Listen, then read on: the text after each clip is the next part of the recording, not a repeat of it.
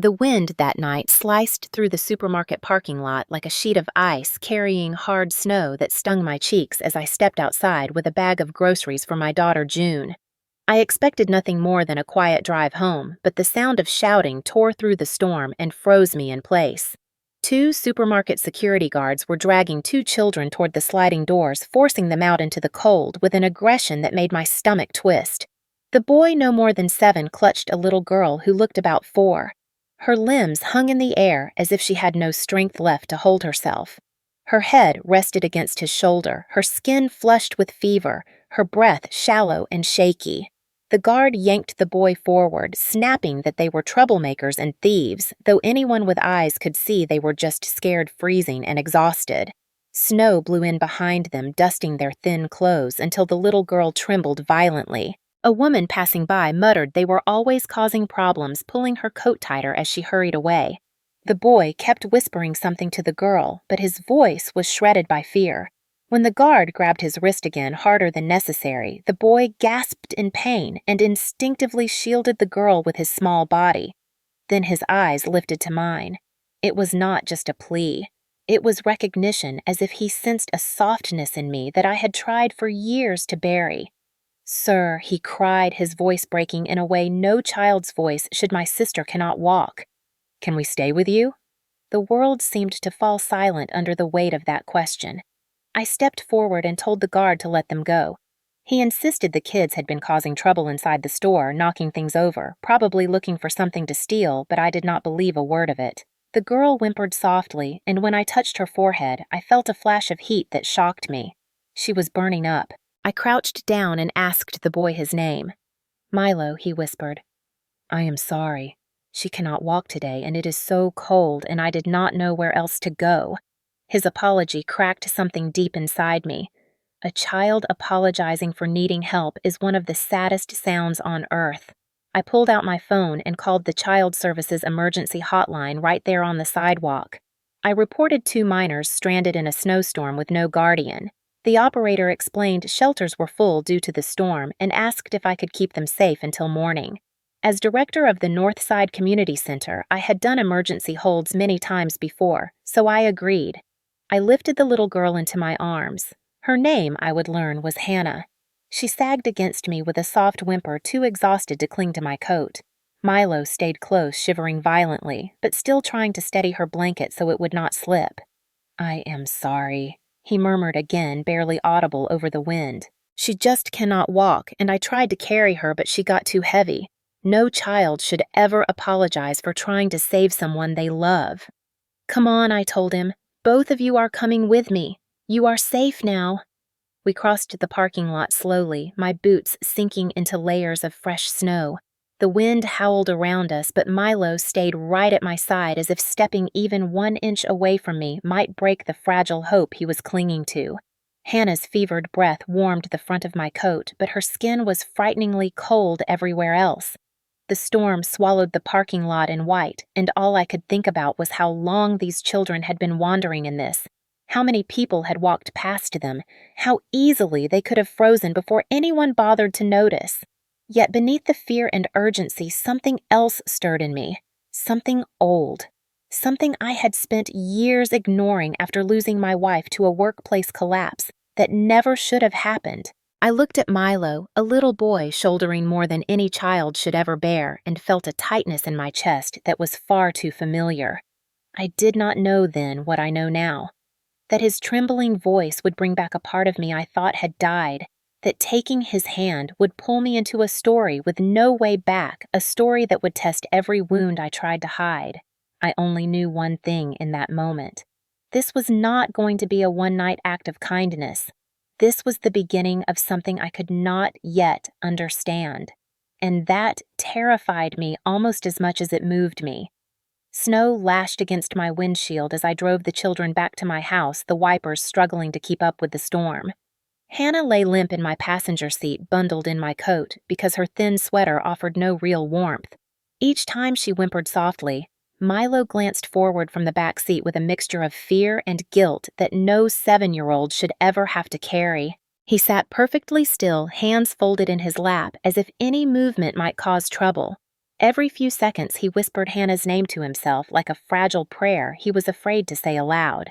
When we pulled into my driveway, the porch light glowed through the snow like a small beacon casting a warm amber halo over the steps. I opened the car door and the cold exploded in raw and biting. Hannah trembled in my arms as I lifted her, her cheek pressing weakly against my shoulder. Milo scrambled out of the back seat and hurried beside me, trying to step exactly where I stepped as if he believed safety lived only within those footprints. When the front door opened, warmth poured out along with the faint scent of pine from the candle I had left burning earlier. My daughter June stood at the threshold, her hair messy from an evening indoors, her small face lighting up with curiosity and immediate concern when she saw the children. "Dad," she asked softly what happened. "I will explain in a moment, honey," I told her. "For now, can you grab the soft blue blanket from the couch?" She nodded without hesitation and darted into the living room. That was one of the things I always admired about June. She never questioned kindness. She simply carried it inside her like something she was born with. I carried Hannah to the couch and laid her down gently. Her legs twitched with a faint attempt at movement, then stilled again. Her eyes flickered open for a moment, glazed with fever, then closed as if even that effort exhausted her. Milo stood beside her, fingers gripping the edge of the couch, trying so hard to be strong. June returned with the blanket and draped it over Hannah with the careful precision of a child who understood how fragile people could be. I could see Milo's shoulders drop just a little, his breath loosening as the blanket settled around his sister. "Thank you," he whispered to June. She smiled at him in that quiet, instinctive way children smile when they recognize someone who needs gentleness. I went into the kitchen to heat a small pot of soup, keeping the flame low so it would warm quickly but not scorch. While it simmered, I glanced into the living room. Milo sat on the edge of the couch, rubbing small circles on Hannah's arm with a tenderness that made my throat tighten. June sat beside him, showing him how to adjust the blanket so it would not slip. The scene looked strangely natural, as if the three of them had known each other much longer than 10 minutes. When the soup was ready, I poured a bowl and handed it to Milo. His hands shook as he took it, rattling the spoon against the side. He brought the spoon to his mouth slowly, as if afraid it might be taken away at any moment. The first sip made his eyes widen slightly. "It is warm," he said, almost in disbelief. I forgot what warm felt like. Those words hit me harder than I expected. Children should forget homework assignments or the names of cartoons, not the feeling of warmth. Hannah stirred, then her small hand twitching under the blanket. Milo set the soup aside and leaned toward her. "I am here," he whispered. "It is okay now." She opened her eyes halfway and whispered his name so faintly I barely heard it. Then she fell back into sleep. I checked her temperature again. Still high, but her shivering had eased. I returned Milo's bowl to him, encouraging him to eat. "You need your strength if you want to take care of your sister tonight." He nodded without lifting his eyes, as if ashamed he needed to be told. I sat across from him, studying his posture. Even in warmth, he held himself like someone preparing to be pushed away. "Tell me something, Milo," I said gently. "When was the last time you had a warm meal?" He shrugged one shoulder. "I do not know. Maybe 3 days. Maybe 4. She was tired. She could not walk. And the room was cold. I tried to make it warm, but the heater was broken. His voice broke then, not loud, not dramatic. Just a small fracture filled with more responsibility than a child should ever hold. I wanted to tell him none of this was his fault, but I could see he had built his entire world around the belief that everything depended on him staying strong. Instead, I placed a steady hand on his shoulder. "You did everything you could," I said. "Everything." His lip trembled and he looked away quickly, as if afraid to be seen crying. June reached over and placed one of her stuffed animals beside him, a small white bear with a knitted scarf. Milo stared at it in surprise. "For me. Just for tonight," she said. "It likes to help people sleep." Something in him softened. "Thank you," he whispered. The house settled into a quiet hum.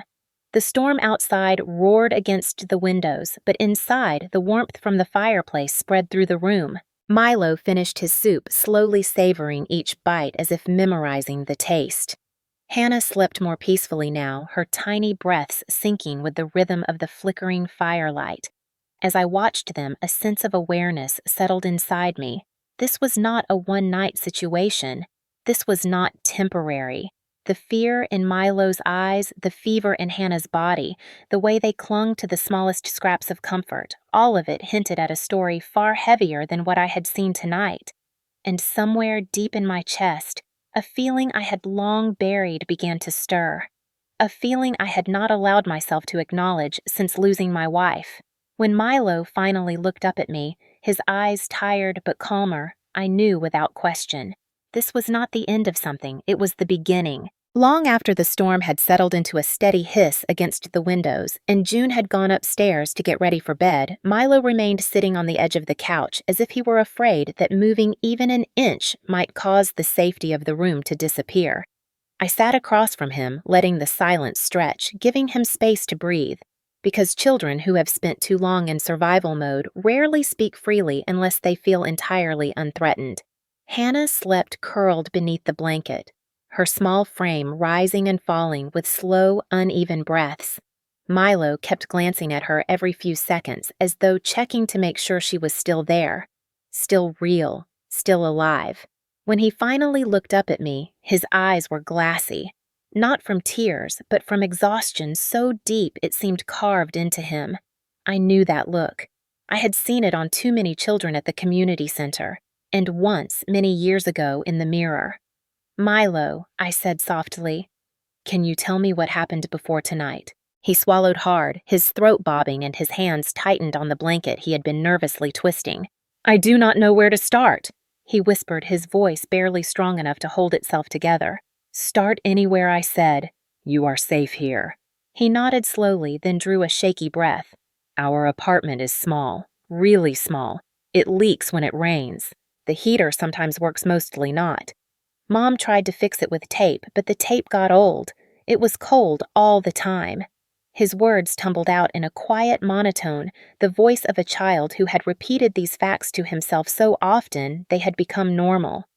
"Hannah used to cry at night because her toes hurt from the cold, so Mom put both of us in the same bed. I wrapped my legs around her so she could stay warm." He paused, rubbing at his eyes with the back of one hand. "Mom worked nights at the warehouse. She cleaned and packed boxes. Sometimes she worked until morning. She said night shifts paid more. And she said we needed the money because rent went up again. She was so tired all the time. She would fall asleep sitting on the floor near our bed."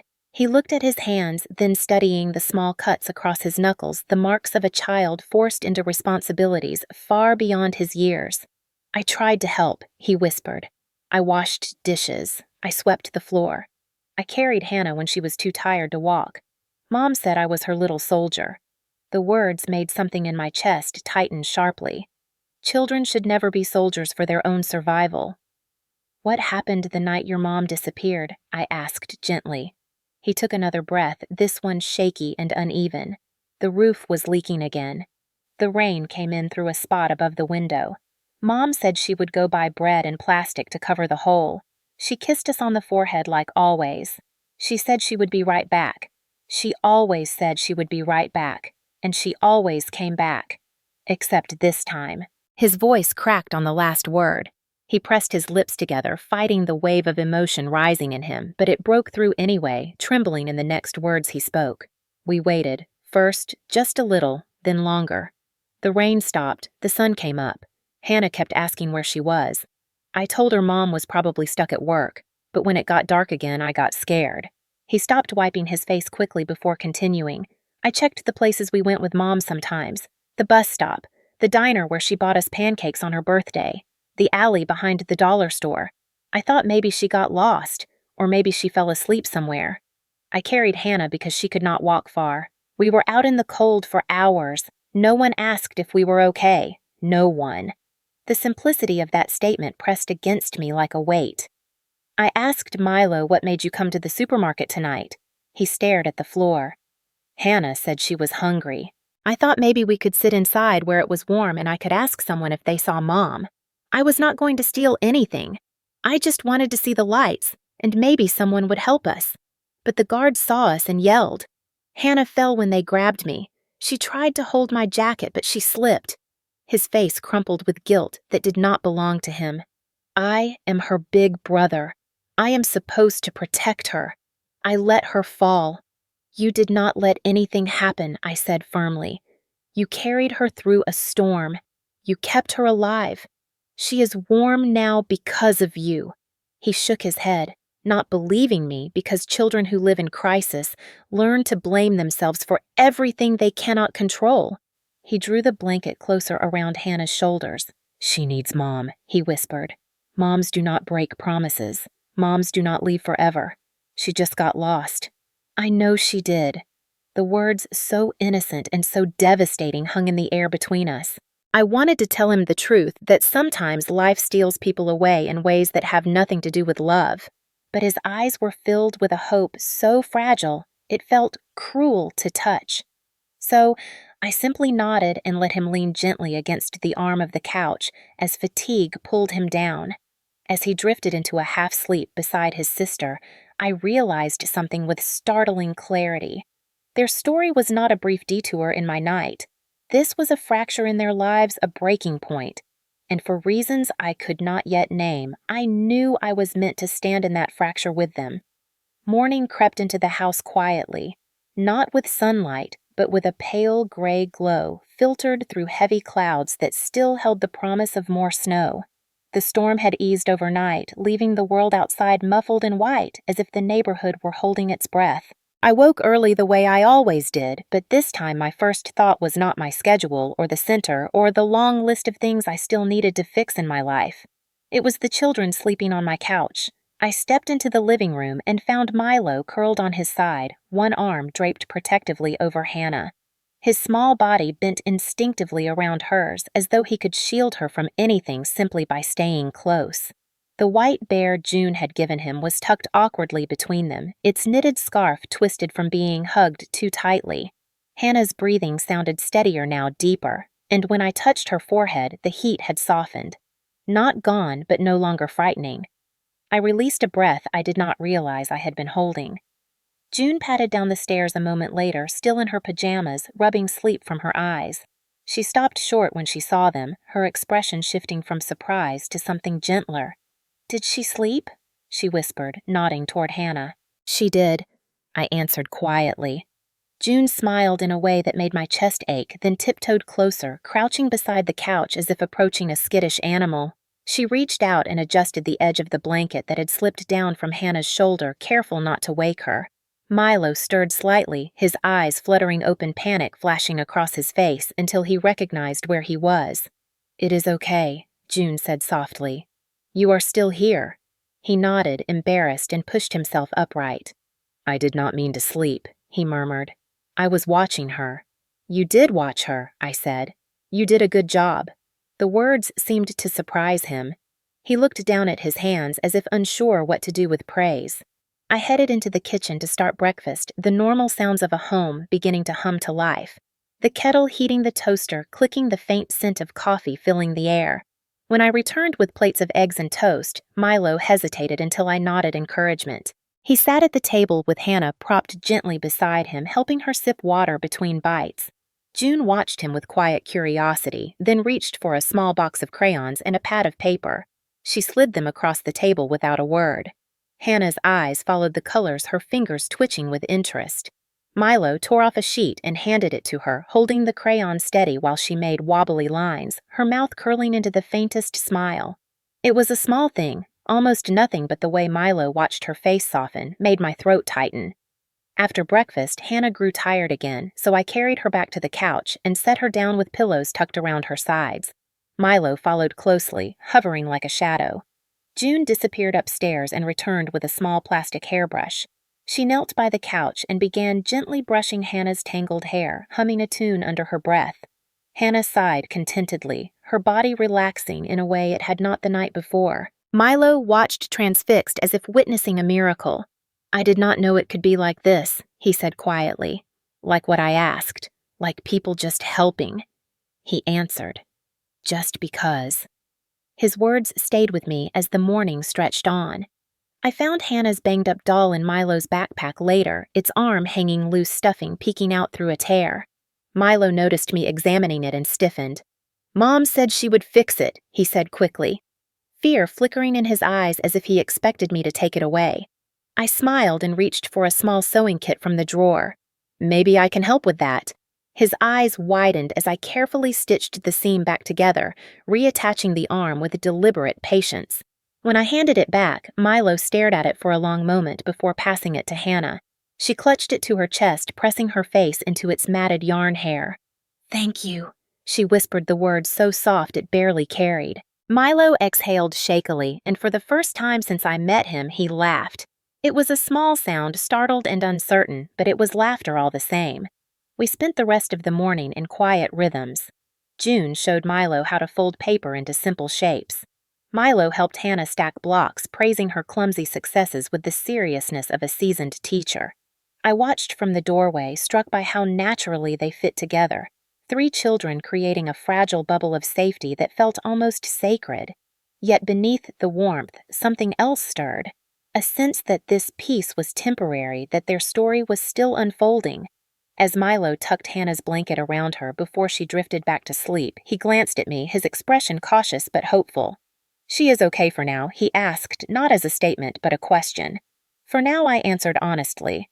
And while she rested, so did he, leaning back against the couch, exhaustion finally winning. I stood there longer than necessary, listening to the quiet sounds of a home slowly healing itself, and I understood something I had been resisting since last night. These moments were not accidental. They were stitching something back together, thread by thread, in all of us. But even as warmth settled into the room, I felt the pull of an approaching truth, one that would test how strong those threads really were. The warmth that settled over the house that morning did not erase the quiet tension I felt growing beneath it, a sense that the fragile peace we were building rested on unanswered questions. While Hannah slept and June worked on a puzzle at the kitchen table with Milo, I began gathering the few belongings the children had brought with them.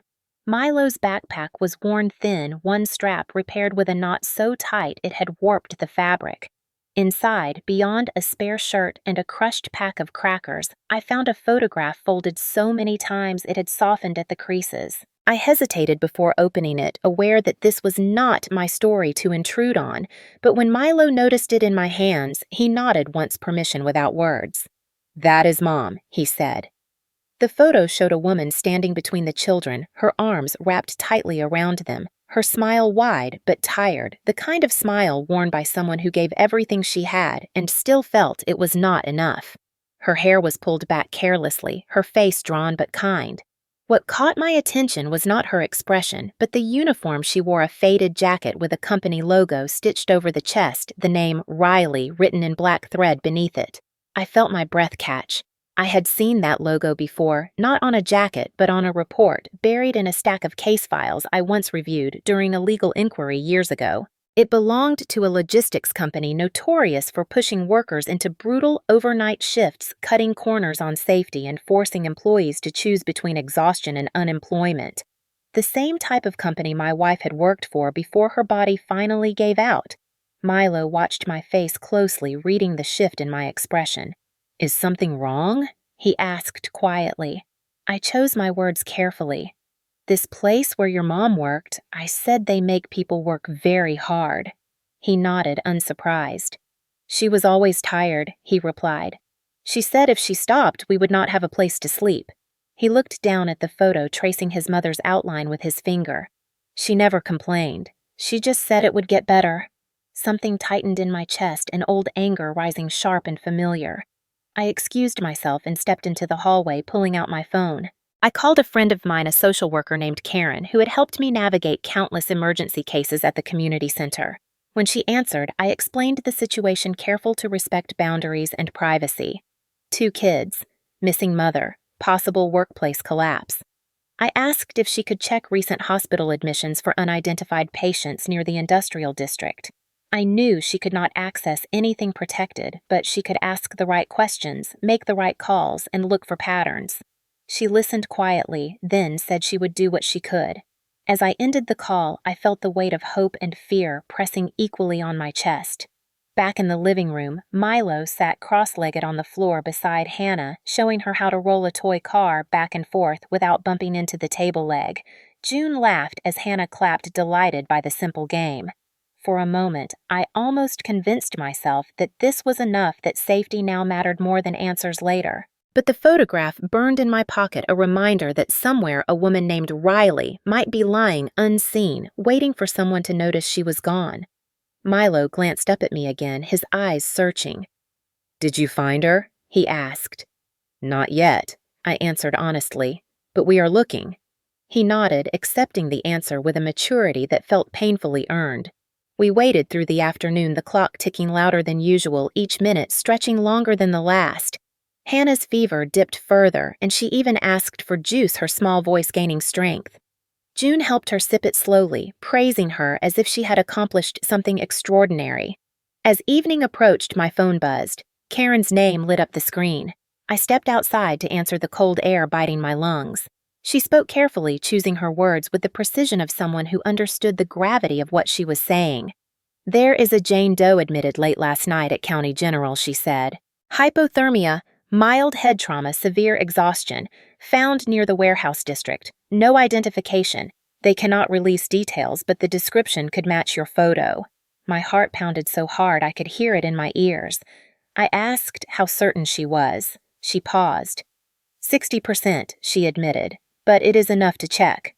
When I returned inside, Milo looked at me immediately, his body tensing. "Did something happen?" he asked. I knelt in front of him, keeping my voice calm. "There might be someone at the hospital who looks like your mom," I said. "It does not mean anything for sure yet." His eyes widened, hope flaring and fear following close behind. "Can we see her?" he whispered. "Soon," I promised, "but we need to be careful." Hannah reached out and grabbed his sleeve, her fingers curling tightly. "Mommy," she murmured in her sleep, the word floating through the room like a fragile thread. Milo pressed his forehead to hers, his eyes squeezing shut as if willing the world to be kind. That night, after the children were settled, I sat alone at the kitchen table, staring at the folded photograph. The warmth of the house felt different now, charged with anticipation and dread. I knew that whatever waited for us at the hospital would change everything. Either it would bring answers that healed, or truths that shattered. And as I turned off the lights, one thought echoed in my mind with relentless clarity. The warmth we had found here was real, but it was only the beginning of something far more uncertain. The hospital room was quiet in the way only late-night corridors ever are, filled with the low mechanical hum of machines and the faint smell of antiseptic that clung to every surface.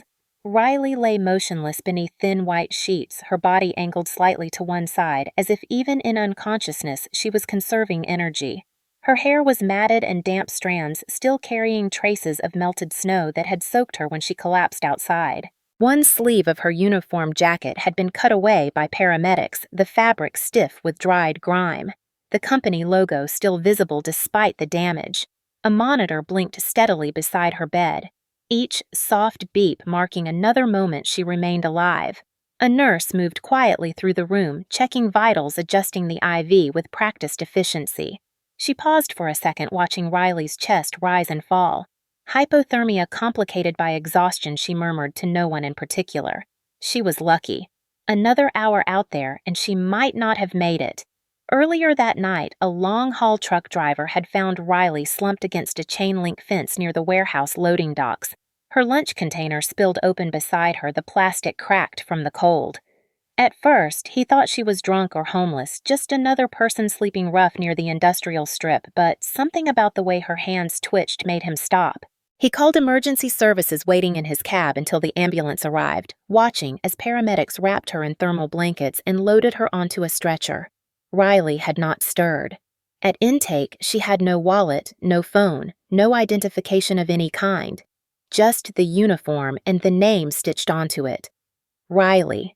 The admitting clerk logged her as Jane Doe, another anonymous patient in an already crowded system. Doctors ran scans, treated the mild concussion, stabilized her core temperature, and noted the severe signs of malnutrition and dehydration. Someone mentioned she was underweight for her height. Someone else noted the calluses on her hands. She was placed in a quiet room to recover unknown and alone. Back at my house, the warmth felt heavier now, almost fragile. Milo slept curled tightly against Hannah, his body still bent protectively around her even in sleep. June had insisted on leaving her bedroom door open so she could hear if Hannah cried. I sat at the kitchen table, my phone resting in front of me, replaying Karen's words over and over in my head. 60%. Enough to check. Enough to hope. Too much to ignore. I thought about the woman in the photograph, the tired smile, the arms wrapped around her children as if holding them close could shield them from the world. I thought about my wife collapsing at work years ago, the report that followed the anger that never quite faded. Different name. Same system. The next morning came slowly gray light pushing against the windows. Hannah's fever broke during the night, leaving her weak but lucid. She woke, asking for her brother, clutching the repaired doll to her chest. Milo hovered close, helping her sip water, his eyes darting toward me every time the front door creaked from the wind. He knew something was coming. I packed a small bag with essentials, extra clothes for the kids, snacks, a sweater for Hannah. When Milo saw me, he froze. "Are we going somewhere?" He asked, his voice steady, but his hands betraying him, fingers twisting together. I crouched in front of him. "We are going to the hospital," I said carefully. "There is someone there who might be your mom." His breath caught. "Might be." The word sat between us, heavy with possibility. He nodded once, then reached for Hannah's hand, squeezing it gently. She looked up at him, eyes clearer now. "Are we finding Mommy?" she asked. "We are going to see Milo," said softly. "We are going to see—" At the hospital, Riley remained unconscious, her body fighting its way back from the edge. The nurse updated the chart, noting slight improvements in temperature regulation and responsiveness. They adjusted her blanket, turned her slightly to prevent stiffness.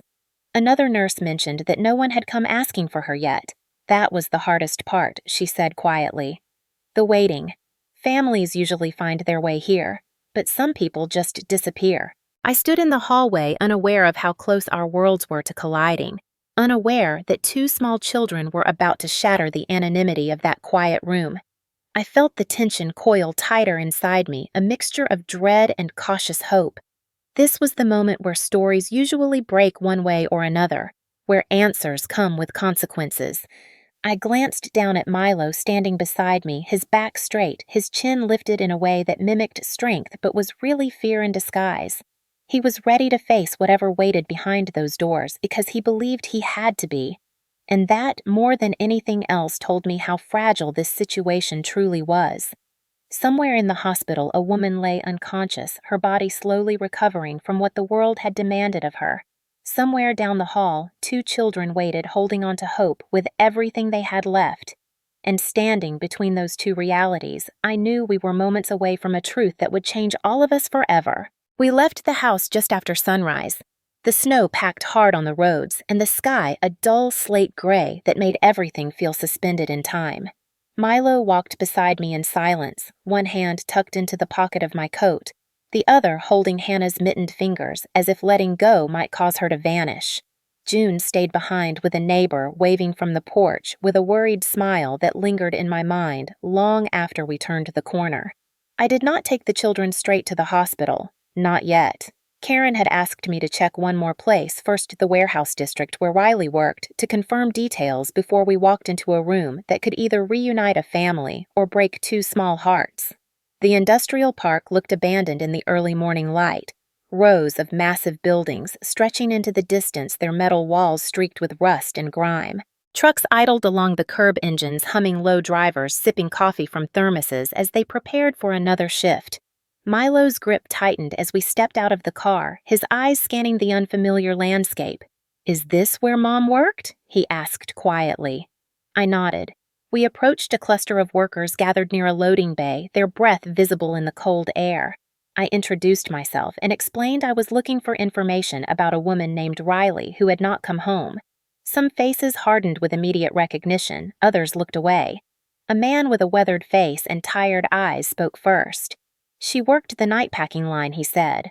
"Always took extra shifts. Said she needed the hours." "When was the last time you saw her?" I asked. The man scratched his jaw. "Night before last. She looked bad. Pale. Shaky." I told her to sit down, but the supervisor kept pushing. Said orders were behind. Milo stiffened beside me, his small shoulders squaring as if bracing for impact. Another worker stepped closer. She clocked out late, he added. Real late. We saw her walking toward the bus stop, but it was snowing hard. I asked if anyone saw her after that. A truck driver nodded slowly. I did. She made it halfway across the lot, then she stumbled. I thought she slipped on ice. By the time I turned my rig around, she was already down. I asked if anyone called for help. The driver looked away. People thought she was drunk or just tired. It happens a lot out here. He swallowed. I stayed, called it in. Milo's breath hitched a sharp intake that betrayed the calm he was trying so hard to maintain. Hannah pressed closer to him, sensing the shift without understanding it. I thanked the men and led the children back toward the car, my chest tight with anger that burned hotter than the cold. The system that had crushed my wife had nearly taken another mother, and no one had stopped it until it was almost too late. As we drove toward the hospital, Milo stared straight ahead, his jaw clenched. I did not want to push him, but silence can be cruel in moments like this. You did everything you could, I said. He shook his head. I should have gone with her, he replied. I should have made her rest. I should have done something. His words tumbled out heavy with blame that did not belong to him. You are a child, Milo, I said gently. It was never your job to save her. He did not respond, but his grip on Hannah's hand tightened. When we arrived at the hospital, the building loomed large and impersonal, its glass doors reflecting the gray sky. Karen met us in the lobby, her expression careful, compassionate. She crouched down to Milo's level. Hi, she said softly. I am Karen. I help families find answers. Milo nodded, his eyes fixed on the floor. We walked through long corridors that smelled faintly of disinfectant and stale coffee. The sounds of machines and distant voices echoed around us, each step amplifying the tension. At the nurses' station, Karen spoke quietly with the staff, confirming details, verifying permissions. I watched Milo's face as he tried to read the room, searching for clues in every glance and whispered exchange. Hannah leaned against his side, her eyelids heavy but determined to stay open. A nurse approached and nodded to Karen. She gestured toward a door at the end of the hall. There is a patient who matches the description, she said. She is stable, but she has not regained consciousness yet. Milo's head snapped up. Is it her? He asked. The nurse hesitated. We believe it could be, she said carefully. We need to prepare you. My heart pounded as we walked toward the room, each step feeling heavier than the last. Milo stopped just short of the door, his breath shallow, his face pale. I knelt beside him. You do not have to go in if you are not ready, I said. He shook his head. I need to see, he replied. I need to know. He reached for Hannah's hand, then looked up at me with eyes far older than his years. Please, he said, do not let them take us away. I swallowed hard.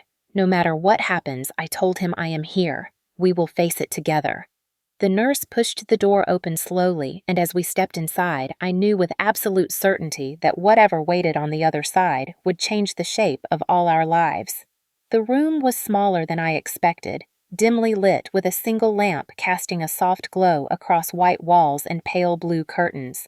Machines hummed quietly beside the bed, their steady rhythm filling the silence with a sound that felt both reassuring and terrifying. Milo froze the moment he saw the woman lying there. His breath caught so sharply I felt it even before I heard it. Hannah squeezed his hand, her small fingers curling tight as she leaned into him for balance. The woman on the bed was thinner than in the photograph, her face drawn and pale, bruising faintly visible along her temple. Her hair was tangled against the pillow strands of blonde, darkened by sweat. Tubes ran from her arm, and a blanket covered her from the chest down. For a moment, Milo did not move. He simply stared, his eyes tracing every detail, comparing memory to reality with a precision no adult could match. Then his knees buckled slightly, and I reached out instinctively, steadying him before he fell. That is her, he whispered. That is Mom. The words were not loud, but they carried the weight of certainty. He took a step closer, his body trembling as if he were afraid she might vanish if he moved too fast. The nurse watched quietly from the doorway, giving us space, her expression gentle but guarded. Hannah tilted her head, studying the woman's face with solemn concentration. "Mommy," she said softly, as if testing the word in the air. She tugged on Milo's sleeve. "Why is Mommy sleeping like that?" Milo did not answer. He stood at the edge of the bed, staring at his mother's face, his small hands clenched at his sides.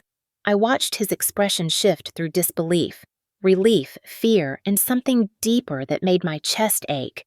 He reached into his pocket and pulled out the photograph, smoothing it with trembling fingers. He held it up next to her face, his eyes darting back and forth. "That is her jacket," he said, pointing to the cut sleeve. "She said she would fix the buttons. She never did." His voice broke tears, spilling over at last. He pressed the photo to his chest and sobbed silently, his shoulders shaking as years of fear and responsibility collapsed inward. Hannah let go of his hand and climbed carefully onto the edge of the bed, guided gently by the nurse. She leaned forward and placed her small hand on her mother's arm, her touch light and uncertain. "Mommy," she whispered again, "I kept my doll safe."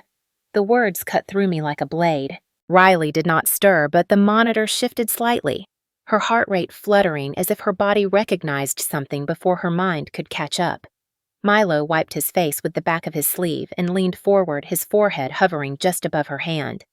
"I did not let Hannah cry," he whispered, his voice cracking. "I promised you." He swallowed hard, fighting to stay upright. "I took care of her. I did everything you said. Please, wake up now. Please." The room held its breath. Seconds stretched into an eternity. The nurse stepped forward, gently placing a hand on Milo's shoulder. "She is very sick," she said softly. "Her body is healing, but it may take time." Milo nodded, though his eyes never left his mother's face. "Time," he repeated quietly, as if committing himself to the idea. Karen stood near the door, her eyes shining with unshed tears. She caught my gaze and gave a small nod. This was the Jane Doe. There was no question now. The twist was no longer theoretical. It was flesh and blood and breath and hope. Hannah shifted again, growing tired, and Milo carefully helped her back down, settling her against the bed. She yawned and leaned into his side, her strength fading. "Can Mommy come home now?" she asked, her voice small but hopeful. Milo closed his eyes for a moment, then shook his head gently. "Not yet," he said, "but she will." I felt a sharp pull in my chest as I watched him say it, not knowing if it was true, but choosing to believe it anyway. A doctor entered quietly, reviewing the chart, then approached us. "She is stable," he explained in a low voice. "Hypothermia, concussion, extreme exhaustion.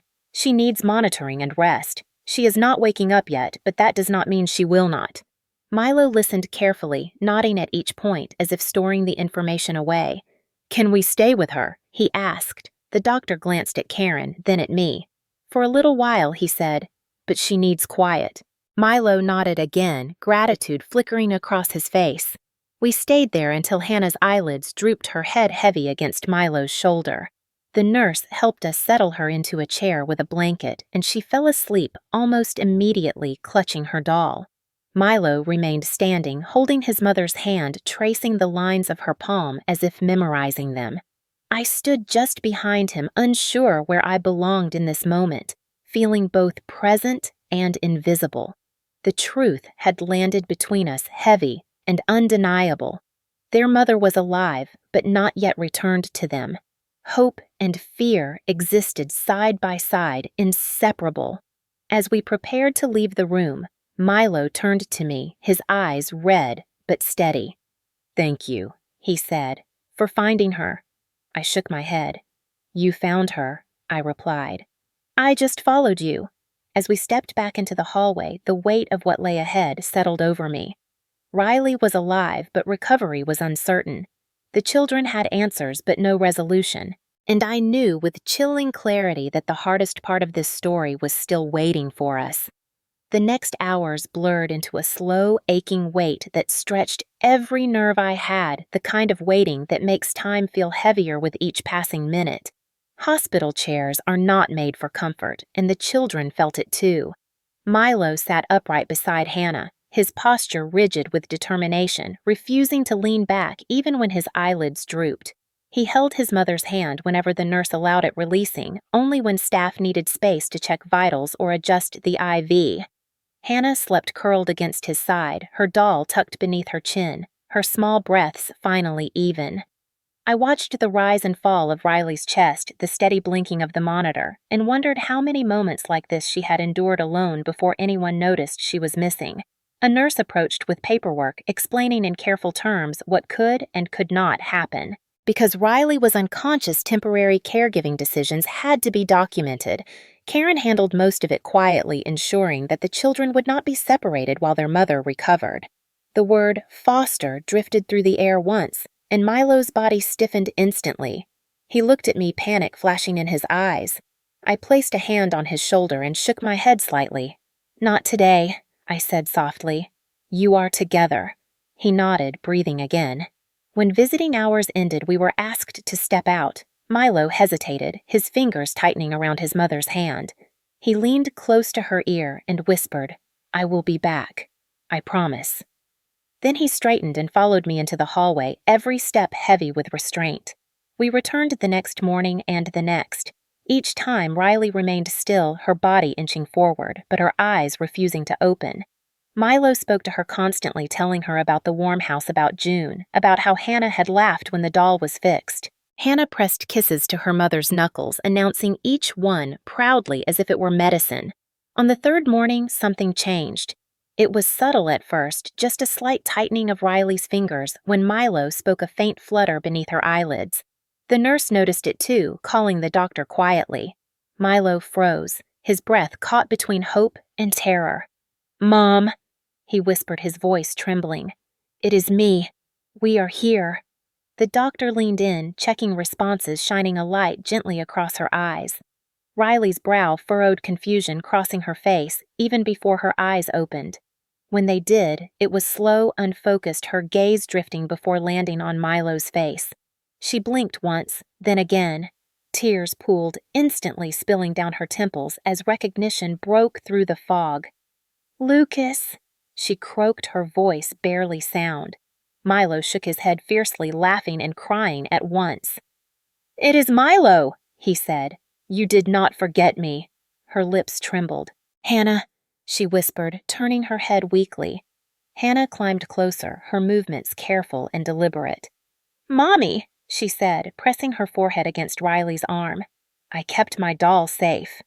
Riley's sob broke free, then raw and unrestrained, her hand lifting with effort to touch Hannah's hair. "I am so sorry," she whispered. "I tried to come back. I did." Milo leaned over her, his tears dripping onto the blanket. "You did not leave us," he said urgently. "You just fell asleep too long." "That is all." Riley closed her eyes briefly, pressing her face into the pillow as emotion racked her body. I watched from a step back, my chest tight, aware that this moment did not belong to me yet, knowing my presence had helped bring it into existence. The doctor explained gently that Riley would need to stay hospitalized for several more days, possibly longer, to regain strength. Riley listened, nodding faintly, her grip never leaving Milo's hand. Then her eyes found mine. Fear flashed across her face. "Are they going to take my children?" she asked hoarsely. I stepped forward. "No," I said firmly.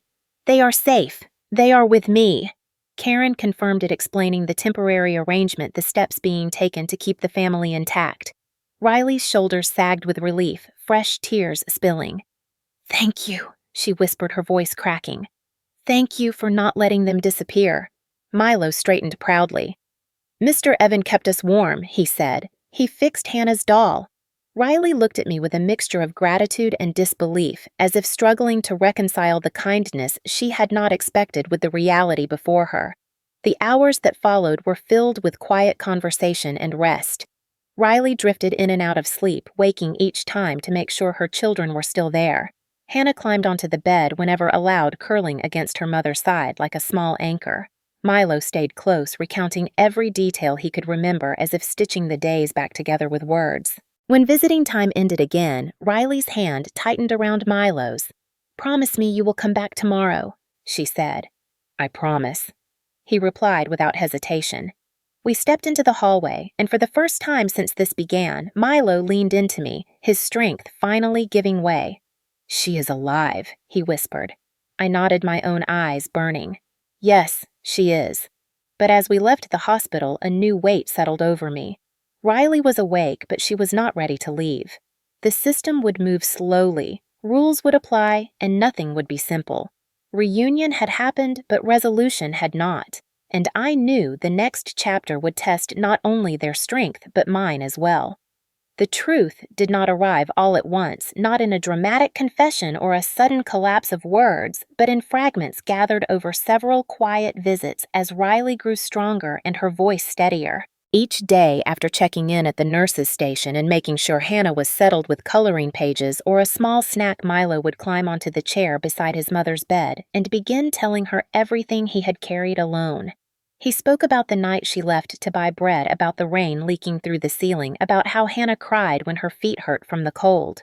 Riley listened with her eyes closed most of the time, tears slipping silently down her cheeks. When she finally spoke about what happened to her, it was not to justify herself, but to explain how close she had come to breaking. She told me she had been working 14-hour shifts for weeks, sometimes longer, because overtime meant groceries, because overtime meant the landlord would wait another month before threatening eviction. She said she skipped meals so the kids could eat, telling them she was not hungry, telling herself she would eat later. She said the night she collapsed, she had walked past the bakery twice, counting the bills in her pocket, deciding whether she could afford a small cake for Hannah's birthday. She chose the cake. She never made it home. When she said this, her voice did not shake. It simply flattened, as if she had already spent all her tears. Milo stared at her, his mouth slightly open, absorbing the weight of her words. Hannah reached up and touched Riley's cheek, frowning. "Mommy, she said you should eat." Riley smiled weakly and kissed her fingers. "I will," she promised. "I will eat now." As I listened, something old and raw tore open inside me. Riley's story mirrored my wife's so closely that it felt like standing inside a memory I never wanted to revisit. Different company, different street, same cruelty disguised as necessity. I had believed for years that my wife's collapse was an unfortunate accident, something inevitable. Sitting there, hearing Riley describe the slow grind that pushed her past her limits, I realized how wrong I had been. This was not fate. It was neglect wrapped in policy. When Riley asked me what would happen next, I told her the truth as gently as I could. She would need rest, physical therapy, time. The children could not return to the apartment right away. She nodded, absorbing it all with the quiet resolve of someone who had lived too long without safety. "I do not want charity," she said firmly. "I just want to work and take care of my kids." I believed her, and I also knew that wanting was not always enough.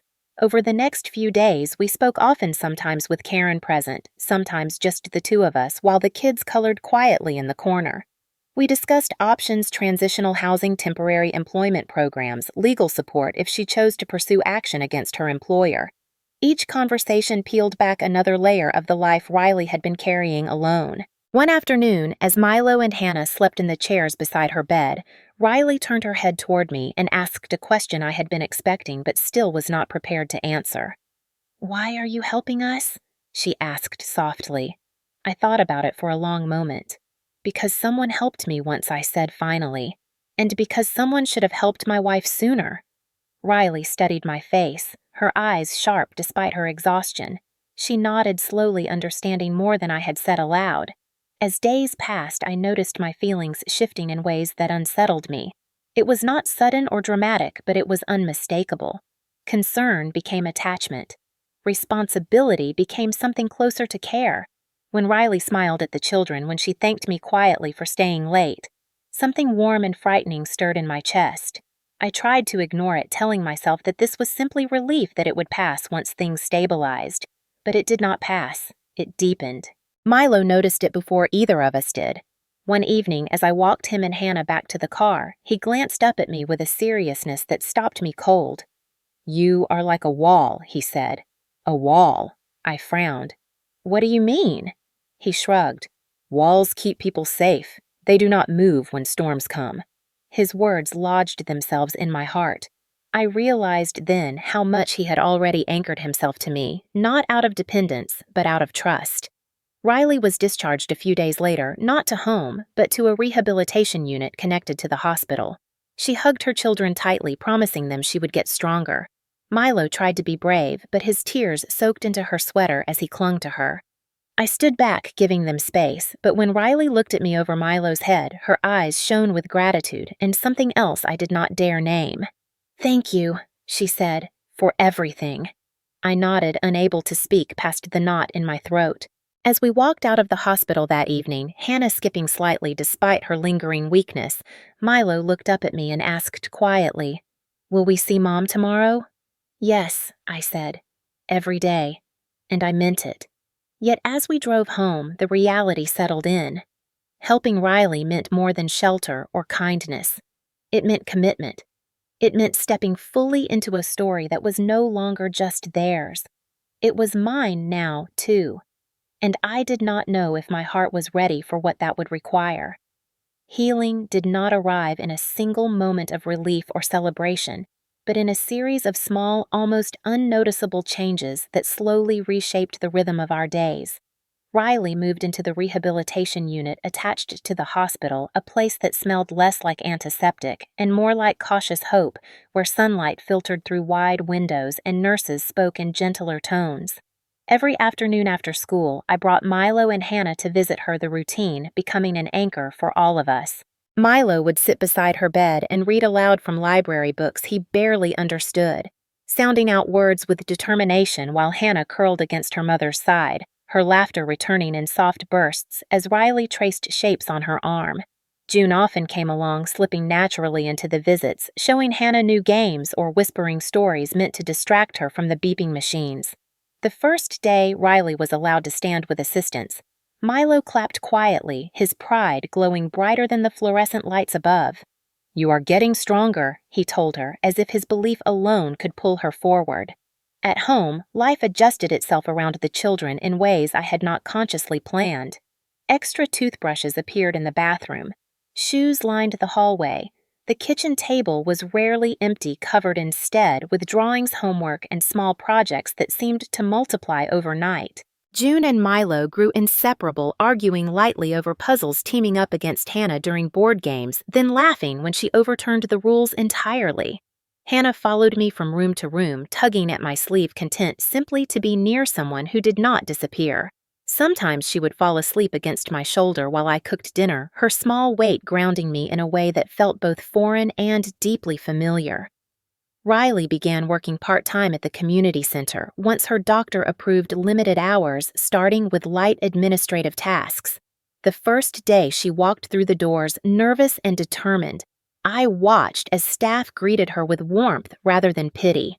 She arrived early every morning, her posture stiff, but her focus unshakable, grateful for the dignity of earning again.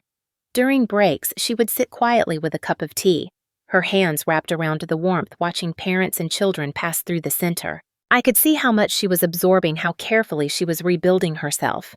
One evening after the kids were asleep, Riley stayed late to help organize files. The building was quiet, the overhead lights dimmed. As we worked side by side, she spoke about the fear that lingered, the fear of collapsing again, of failing her children. I listened, understanding more than I said, knowing the shape of that fear too well. "You are not alone anymore," I told her. The words slipped out before I could stop them, but once spoken, they felt right. She looked at me, then really looked, her eyes reflecting both gratitude and caution. "Thank you," she whispered. "Not just for the help, for seeing us." Milo began to relax in ways that surprised me. He slept through the night without startling awake. He laughed more freely. He stopped hovering constantly over Hannah, trusting that others would protect her too. One night, as I tucked him in, he hesitated before speaking. "If Mom gets better," he asked carefully, "will we still come here sometimes?" I smiled gently. "As long as you want to." He nodded, satisfied, and turned onto his side, the question revealing how deeply he already associated this house with safety. Hannah, in her own way, healed as well. She ran again, her legs strengthening day by day, her laughter echoing through the house as if reclaiming space she had once been denied. She began calling June her sister without prompting, and one afternoon, while coloring at the table, she looked up at me and asked, "Are you staying?" The simplicity of the question caught me off guard. "Yes," I said. "I am staying." Riley noticed the changes too. One evening, after the kids had fallen asleep in the living room, she sat across from me, her hands wrapped around a mug of tea. "Thank you for giving my children a home," she said softly. "Even before I could." I shook my head. "You are their home," I replied.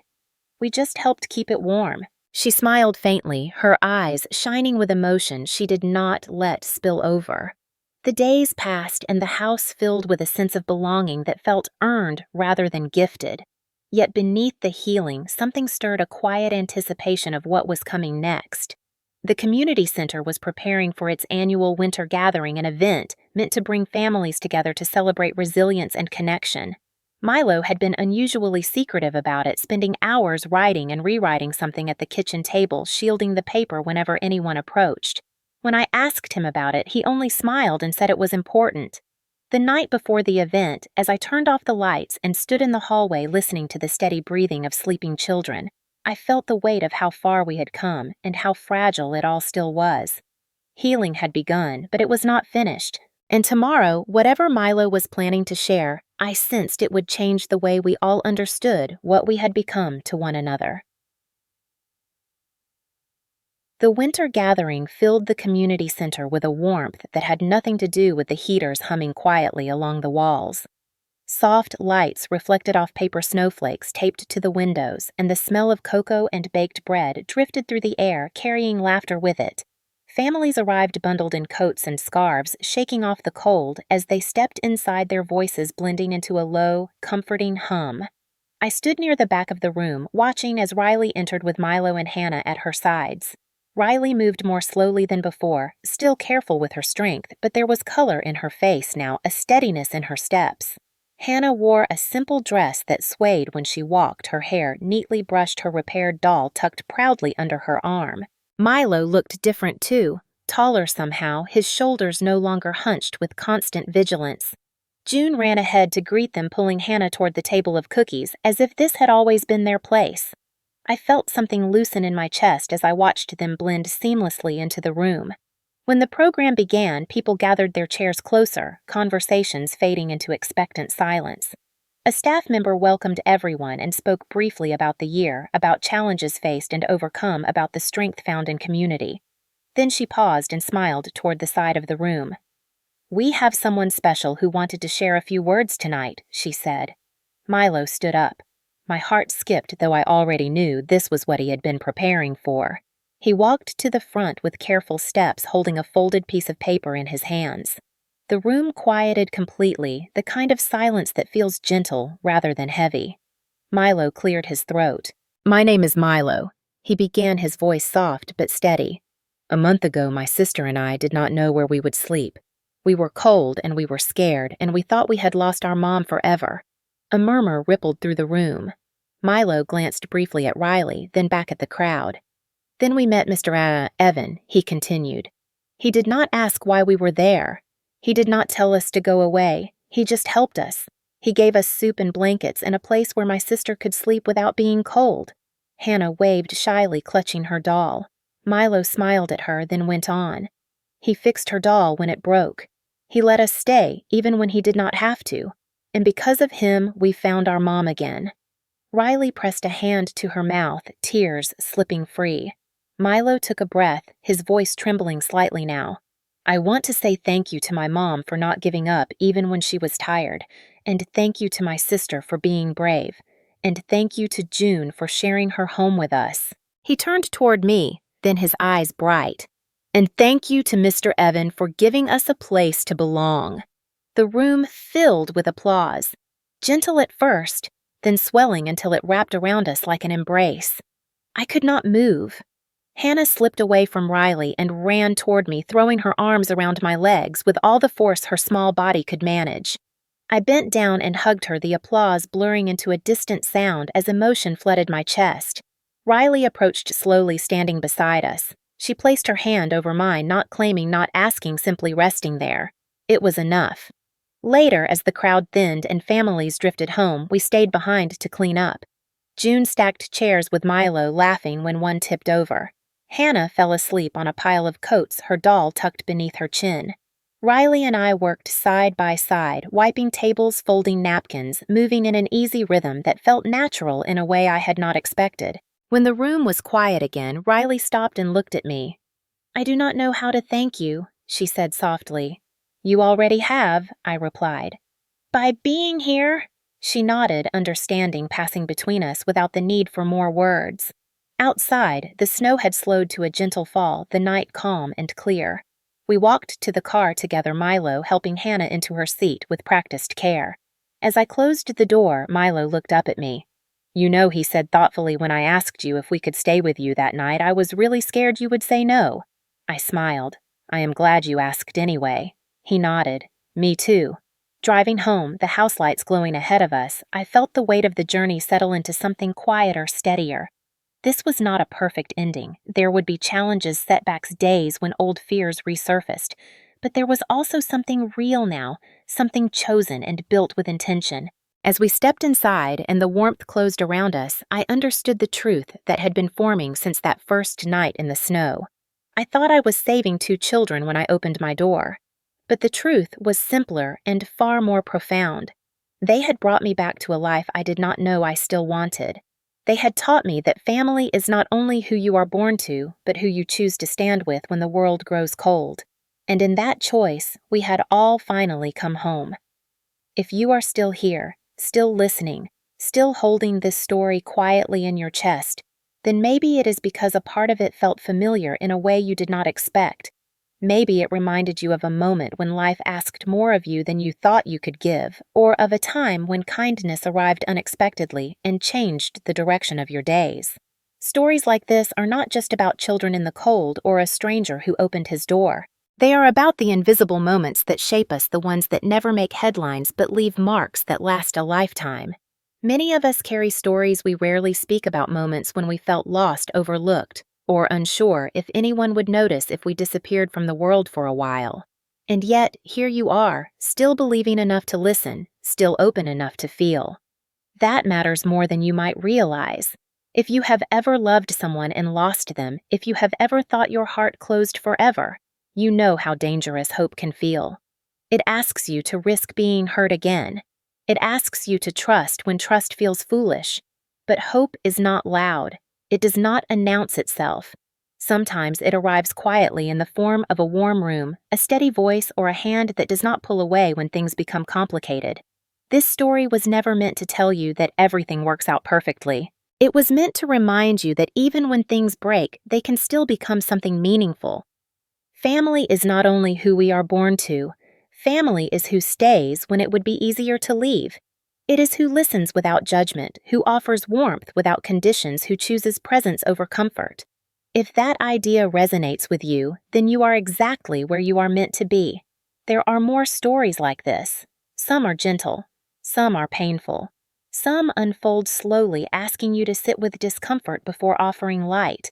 But all of them are rooted in the belief that human connection still matters, that decency is not outdated, and that ordinary people are capable of extraordinary compassion. This channel is not about perfect endings. It is about honest ones.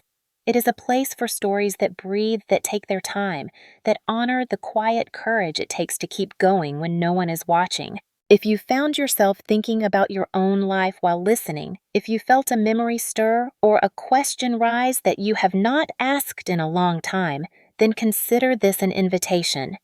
An invitation to stay a little longer, to return when you need a reminder that kindness still exists, that people can still choose each other, that warmth can be found even after long winters. You do not need to rush. You do not need to explain yourself. You are welcome here as you are. If this story stayed with you, if it made you pause, breathe, or reflect, then you may want to join us. Subscribing is not about numbers or algorithms. It is about choosing to make space for stories that mean something. It is about building a quiet corner of the world where empathy is valued and where voices like yours matter. And if you feel moved to share this story with someone else, someone who might need it more than you realize. That is how these stories travel, not through noise, but through care. Thank you for listening. Thank you for staying. And remember, sometimes the smallest acts of kindness are the ones that bring us home.